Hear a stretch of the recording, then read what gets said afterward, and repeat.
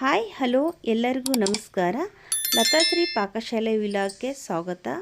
ಇವತ್ತಿನ ವಿಡಿಯೋದಲ್ಲಿ Chinese egg omelette ತೋರಿಸ್ಕೊಡ್ತಾ ಇದ್ದೀನಿ. ಈ ರೆಸಿಪಿ ನೀವು ಒಮ್ಮೆ ಟ್ರೈ ಮಾಡಿ. ನಾನು ಡಿಫ್ರೆಂಟ್ ಆದ ರೆಸಿಪಿ ತೋರಿಸ್ಕೊಡ್ತಾ ಇದ್ದೀನಿ. ಒಮ್ಮೆ ಮಿಸ್ ಮಾಡದೆ ಈ ರೆಸಿಪಿ ನೀವು ಟ್ರೈ ಮಾಡಿದರೆ ತುಂಬ ಇಷ್ಟಪಡ್ತೀರಾ. ತುಂಬ ಟೇಸ್ಟಿಯಾಗಿ ಇರುತ್ತೆ, ರುಚಿ ಕೂಡ ತುಂಬ ಚೆನ್ನಾಗಿರುತ್ತೆ. ನೀವು ಒಮ್ಮೆ ಈ ಥರ ಮೆಥಡಲ್ಲಿ ಫಾಲೋ ಮಾಡಿ, ಈ ರೆಸಿಪಿ ಒಮ್ಮೆ ಟ್ರೈ ಮಾಡಿ. ಈಗ ಚೈನೀಸ್ ಆಮ್ಲೆಟ್ ಮಾಡೋದಕ್ಕೆ ಏನೆಲ್ಲ ಪದಾರ್ಥ ಬೇಕು ಅಂತ ನೋಡ್ಕೊಳ್ಳೋಣ ಬನ್ನಿ. ಒಂದು ಕಡಾಯಿ ಇಟ್ಕೊಳ್ಳೋಣ. ಬಿಸಿ ಆಗೋದಕ್ಕೆ ಇಟ್ಟಿದ್ದೀನಿ ಕಡಾಯಿ. ವೆಜಿಟೇಬಲ್ಸ್ ಎಲ್ಲ ಫ್ರೈ ಮಾಡ್ಕೋಬೇಕಾಗುತ್ತೆ. ಒಂದು ದೊಡ್ಡ ಸ್ಪೂನಿಂದ 1 ಸ್ಪೂನ್ ಆಯಿಲ್ ಸೇರಿಸ್ಕೊಳ್ಳಿ. ಬಿಸಿ ಆಗಲಿ. ಎಣ್ಣೆ ಬಿಸಿಯಾಗಿದೆ. 3 ಥರದ ವೆಜಿಟೇಬಲ್ ತಗೊಂಡಿದ್ದೀನಿ ನಾನು. ಬೀನ್ಸು, ಕ್ಯಾರೆಟು, ಕ್ಯಾಪ್ಸಿಕಮು, ಕೊತ್ತಂಬರಿ ಸೊಪ್ಪು. ನಾನಿಷ್ಟು ವೆಜಿಟೇಬಲ್ ಮಾತ್ರ ತಗೊಂಡಿದ್ದೀನಿ, ಈರುಳ್ಳಿ ಸೇರಿಸ್ತಾ ಇಲ್ಲ. ಕ್ಯಾರೆಟು ಮೀಡಿಯಮ್ ಸೈಜು 2 ಕ್ಯಾರೆಟ್ ತಗೊಂಡಿದ್ದೀನಿ. ಚಿಕ್ಕದಾಗಿ ತುಂಬ ನೈಸಾಗಿ ಕಟ್ ಮಾಡಿದ್ದೀನಿ. ಚಾಫರ್ ಇದ್ದರೆ ನಿಮ್ಮ ಮನೆಯಲ್ಲಿ ಚಾಫರಿಂದ ಕಟ್ ಮಾಡ್ಕೋಬೋದು. ಹಾಗೆ ಬೀನ್ಸು ಒಂದು 20 ಬೀನ್ಸ್ ತೊಗೊಂಡಿದ್ದೀನಿ ನಾನು. ಹೆಚ್ಚು ಕಡಿಮೆ ಮಾಡ್ಕೋಬೋದು, ಸ್ವಲ್ಪ ಜಾಸ್ತಿನೇ ಹಾಕ್ಕೋಬೋದು. 20 ಬೀನ್ಸು ಕಟ್ ಮಾಡಿರೋದು, ಚಿಕ್ಕದಾಗಿ ಕಟ್ ಮಾಡಿದ್ದೀನಿ. ಅದು ಕೂಡ ಕ್ಯಾಪ್ಸಿಕಮು 1, ಅದು ಕೂಡ ತುಂಬ ಚಿಕ್ಕದಾಗಿ ಕಟ್ ಮಾಡಿದ್ದೀನಿ. ಸೇರಿಸ್ಕೊಂಡೀಗ ಎಣ್ಣೆಯಲ್ಲಿ ಬಿಸಿಯಾಗಿದೆ, ಎಣ್ಣೆ ಸೇರಿಸಿ ಮಿಕ್ಸ್ ಮಾಡ್ಕೊಳ್ಳೋಣ.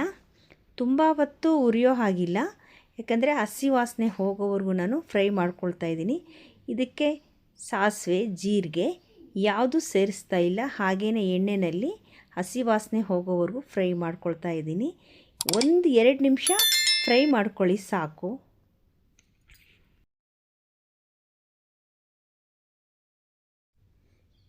ಈಗ ನೀಟಾಗಿ ಮಿಕ್ಸ್ ಆಗಿದೆ.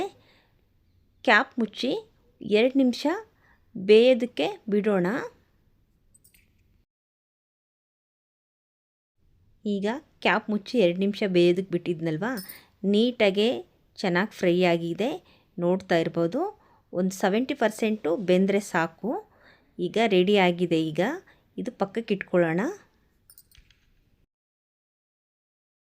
ತಣ್ಣಗಾಗಿದೆ. ಈಗ ಸಪ್ರೇಟ್ ಒಂದು ಬೌಲ್ ತಗೊಂಡು ಬೌಲಿಗೆ ಹಾಕ್ಕೊಳ್ತಾ ಇದ್ದೀನಿ ನಾನು. 1 ಸ್ಪೂನು ಮನೆಯಲ್ಲೇ ಮಾಡಿರೋದು ಶುಂಠಿ ಬೆಳ್ಳುಳ್ಳಿ ಪೇಸ್ಟ್ ಸೇರಿಸ್ಕೊಳ್ತಾ ಇದ್ದೀನಿ. ಹಾಗೆ ಅರ್ಧ ಸ್ಪೂನು ಕಾಳು ಮೆಣಸು ಪೌಡ್ರು ಕೂಡ ಸೇರಿಸ್ಕೊಳ್ತಾ ಇದ್ದೀನಿ. ಕಾಳು ಮೆಣಸು ಸೇರಿಸ್ಕೊಳ್ಳಿ, ರುಚಿ ಚೆನ್ನಾಗಿರುತ್ತೆ. ಯಾಕಂದರೆ ನಾನು ಖಾರದ ಮೆಣಸಿನ್ಕಾಯಿ ಹಾಕಲಿಲ್ಲ, ಹಾಗಾಗಿ ಅರ್ಧ ಸ್ಪೂನು ಪೆಪ್ಪರ್ ಪೌಡ್ರ್ ಸೇರಿಸ್ಕೊಂಡಿದ್ದೀನಿ. ಅರ್ಧ ಸ್ಪೂನು ಗರಂ ಮಸಾಲೆ ಸೇರಿಸ್ಕೊಳ್ತಾ ಇದ್ದೀನಿ.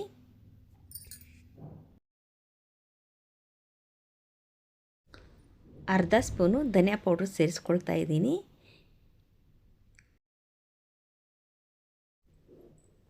ಖಾರಕ್ಕಿಲ್ಲಿ ನಾನು ಹಸಿಮೆಣಸಿನ್ಕಾಯಿ ಹಾಕ್ತಾ ಇಲ್ಲ. ಕ್ಯಾಪ್ಸಿಕಮ್ ಹಾಕಿರೋದ್ರಿಂದ ಹಸಿಮೆಣಸಿನ್ಕಾಯಿ ಸ್ಕಿಪ್ ಮಾಡಿದ್ದೀನಿ. ನಿಮಗೆ ಖಾರ ಬೇಕು ಅಂದರೆ ಹಸಿಮೆಣಸಿನ್ಕಾಯಿ ಕೂಡ ಹಾಕ್ಕೋಬೋದು. ಈಗ ಕೊತ್ತಂಬರಿ ಸೊಪ್ಪು ಸೇರಿಸ್ಕೊಳ್ತಾ ಇದ್ದೀನಿ. ಚಿಕ್ಕದಾಗಿ ಕಟ್ ಮಾಡಿ ಹೆಚ್ಚಿರೋದು, ಇದು ಕೂಡ ಸೇರಿಸ್ಕೊಳ್ಳೋಣ. ಚೈನೀಸ್ ಆಮ್ಲೆಟ್ ಆಗಿರೋದ್ರಿಂದ 1 ಸ್ಪೂನು ವಿನೆಗರ್ ಹಾಕ್ಕೊಳ್ತಾ ಇದ್ದೀನಿ. 1 ಸ್ಪೂನು ರೆಡ್ ಚಿಲ್ಲಿ ಸಾಸ್ ಹಾಕ್ಕೊಳ್ತಾ ಇದ್ದೀನಿ. 1 ಸ್ಪೂನು ಟೊಮೊಟೊ ಸಾಸ್ ಸೇರಿಸ್ಕೊಳ್ತಾ ಇದ್ದೀನಿ. ಸೋಯಾ ಸಾಸ್ ಹಾಕ್ಕೊಳ್ತಾ ಇದ್ದೀನಿ.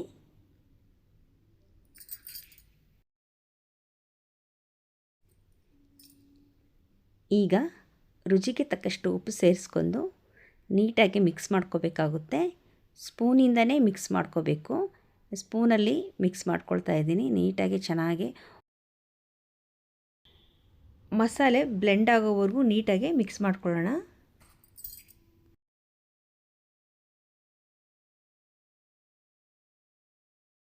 ಈಗ ನೀಟಾಗಿ ಮಿಕ್ಸ್ ಆಗಿದೆ, ನೋಡ್ತಾ ಇರ್ಬೋದು. ನಾನೀಗ 4 ಮೊಟ್ಟೆ ತಗೊಂಡಿದ್ದೀನಿ. 4 ಮೊಟ್ಟೆ ಹೊಡೆದು ಸಪ್ರೇಟಾಗಿ ಇಟ್ಟಿದ್ದೀನಿ. ಈ ಮೊಟ್ಟೆ ಸೇರಿಸ್ಕೊಳ್ತಾ ಇದ್ದೀನಿ ಈಗ ಇದಕ್ಕೆ.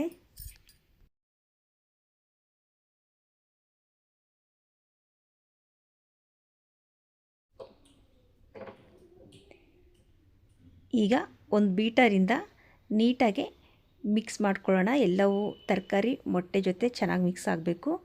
ಬೀಟರಿಂದ ನಾನು ಮಿಕ್ಸ್ ಮಾಡ್ಕೊಳ್ತಾ ಇದ್ದೀನಿ. ನಿಮ್ಮ ಮನೆಯಲ್ಲಿ ಬೀಟರ್ ಇಲ್ಲ ಅಂದರೆ ಸ್ಪೂನಿಂದ ನೀಟಾಗಿ ಮಿಕ್ಸ್ ಮಾಡ್ಕೋಬೋದು. ಅದರಲ್ಲೂ ಮಾಡಿದರೆ ನೀಟಾಗಿ ಮಿಕ್ಸ್ ಆಗುತ್ತೆ. ನೋಡ್ತಾ ಇರ್ಬೋದು ಚೆನ್ನಾಗಿ ಮಿಕ್ಸ್ ಆಗಿದೆ.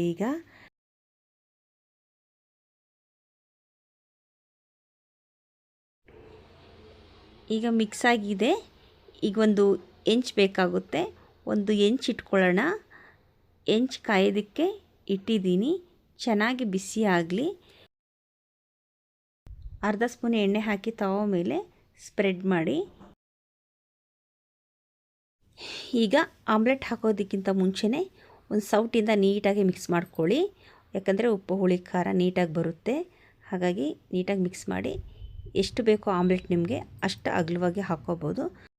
ನಿಮಗೆ ಆಮ್ಲೆಟ್ ದಪ್ಪ ಬೇಕು ಅಂತ ಅಂದರೆ 2 ಸೌಟ್ ಹಾಕ್ಕೋಬೋದು. ದಪ್ಪ ಬರುತ್ತೆ ಚೆನ್ನಾಗೆ. ನಾನು 1.5 ಸೌಟ್ ಹಾಕ್ಕೊಂಡಿದ್ದೀನಿ. ತುಂಬ ರುಚಿಯಾಗಿರುತ್ತೆ. ಒಮ್ಮೆ ನೀವು ಮನೆಯಲ್ಲಿ ಟ್ರೈ ಮಾಡಿ.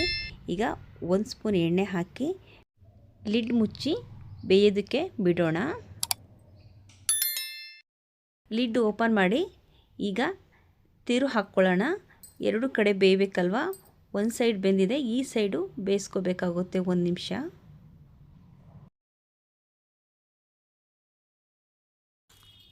ನಿಧಾನಕ್ಕೆ ತಿರುಗಿಸಿ ಹಾಕ್ಕೊಳ್ಳಿ, ಕಟ್ಟಾಗುತ್ತೆ. ನೋಡ್ತಾ ಇರ್ಬೋದು ನೀಟಾಗಿದೆ.